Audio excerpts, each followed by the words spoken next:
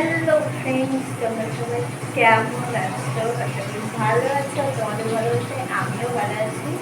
তো দেখে বুঝতেই পারছো আমি এসেছি দিদির বাড়িতে। তো সকাল থেকে উঠে খাওয়া দাওয়া করে একটু রেস্ট নিয়ে নিচ্ছি। আর এই জায়গায় কাকু দাদা চলে গেলে গেলে। আর যে এখন আমি রান্না করছি, চলো এখন আমি কী কী রান্না করছি সেটা। এখানে দেখো মুগের ডাল সিদ্ধ হচ্ছে, আর এইদিকে মাছ ভাজছি, আর এখানে কিছুটা মাছ ভাজা আছে। তো এইগুলো করে নিয়ে তারপরে দেখাচ্ছি আজ আমি কী কী রান্না করলাম। রান্না হয়ে গেছে, এখানে আছে মাছের মাথা দিয়ে মুগের ডাল রান্না করেছি।